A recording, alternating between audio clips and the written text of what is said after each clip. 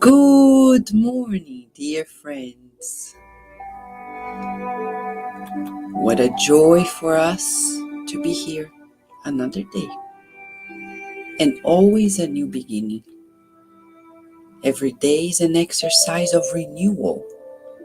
We need to learn to let go of the past, blessing it, and putting ourselves fully in the hope of the moment, building the future today.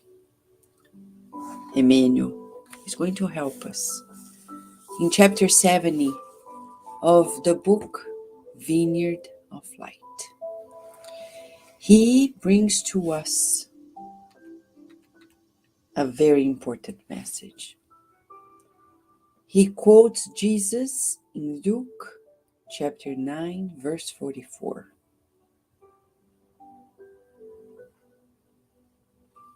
Put my words in your ears. And he, Emmanuel, explains. Many hear the word of the Christ, however, very few are those who put in practice the lesson they heard. It's not about mere words, but to focus on the teachings that must beat in the book of the heart. Jesus was not talking about the dead word, but the creating verb. In the doctrinal circles of Christianity, they are full of apprentices that they don't know how to fulfill the appeal. They come to the spiritual activities, often attuned with inferior, unsettling matters. But the Spirit of the Christ, the knee down, repeating verbal formulas, however they focus in themselves, far away from the just service. Majority does not want to listen to the Lord, but to talk to the Lord. As if Jesus would simply fulfill a role of a babysitter subordinated to the caprices, the whims of each one of us. They are students who seek to subvert the order of the school. They pronounce long prayers. They shout protests. They align promises that they cannot fulfill. They do not cherish the teachings. They formulate impositions. And as if they were mad, they seek to act in the name of the Christ. The results don't wait to come. Failure, disillusion, sterility, and pain come little by little, awakening the dormant soul for the eternal realities. There are many who become rebellious and disenchanted. They complain, however, but of themselves. Jesus said, "Put my words in your ears." Even the wind has a direction. Would then the Divine Master transmit any lesson in vain?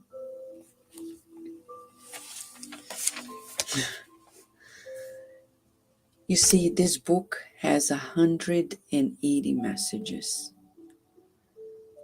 We are in chapter 70. We have heard more than a third of this book. And yet, the question is, are we walking the talk? Why should we? For our own benefit. I know people who say, yeah, I know I have to forgive, but take it easy. As if they are doing a favor to somebody else. No. They're doing a favor to themselves. Yeah, I know I have to be kind, but you have to be kind for you. When Jesus is guiding us, he's not doing it so we follow him and obey him for the sake of it. But he's doing it out of love, saying, it's good for you. It's like parents telling their children, sit down and study. If they are good children, if they are not rebellious, they're going to say, yes, I will. But majority of them will say, no, but I want to play. It's okay, but it's not that we want them to obey us. We want what's good for them. If they fulfill it, it's good for them. If we fulfill this, it's good for us.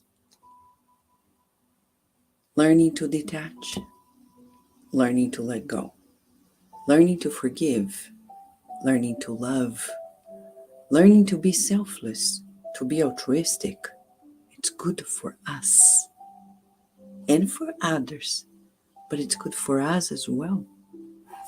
The day we understand this, we're no longer going to rebel against, because then we understand that every single advice and warning from Master Jesus is coming for our own benefit. And if we fulfill it, we'll be happy and joyful. If we don't, he says, little by little, failure, disillusions, sterility, pain, meaning we won't. No wonder people sometimes are born happy and then happy, quote unquote, like children. And then when they are older, they become heavy. They become grumpy. They become bitter, sour. Why? The disillusions of life, bad choices.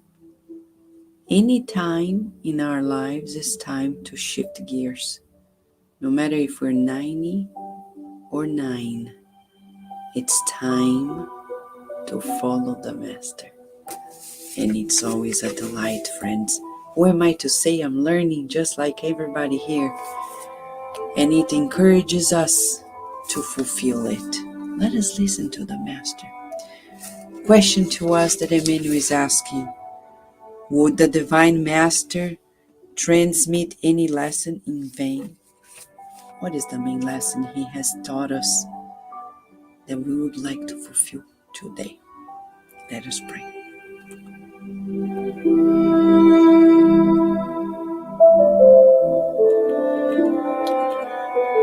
Master Jesus, you have been talking to us for the longest time. And every day we hear you, and yet we postpone, we procrastinate major decisions in ourselves. We want to let go and forgive unconditionally, understanding that people don't make mistakes because they want, but because they don't know any better, as you've taught us.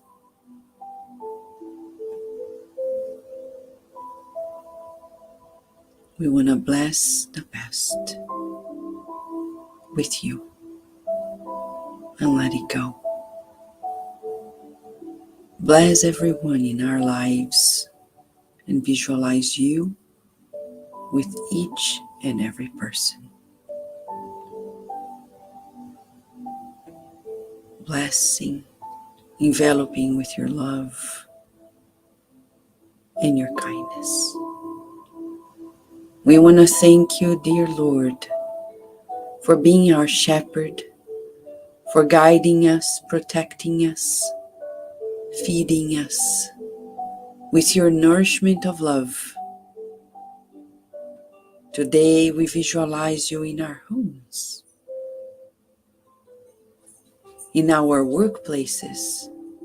We visualize you in our neighborhood, visiting our neighbors, bringing them joy and hope, visiting every school. We visualize you entering the schools of our children, grandchildren, of our nieces and nephews, cousins, blessing the teachers, the parents, the administrators, the staff, every little kid, and the teens.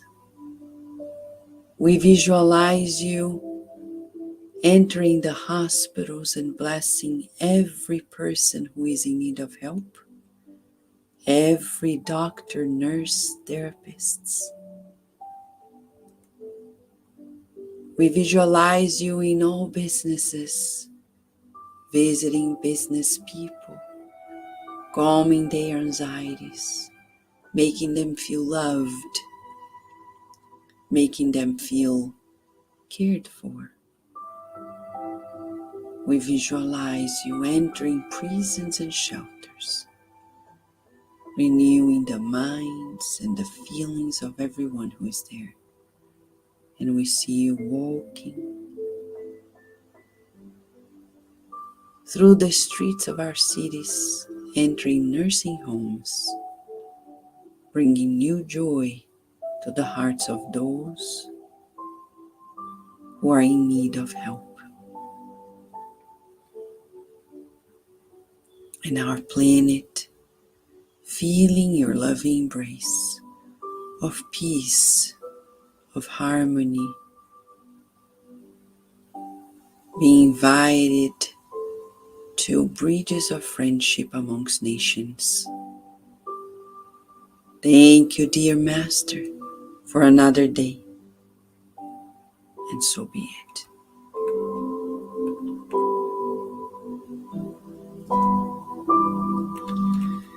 It's a joy for us to be invited by Master Jesus every day.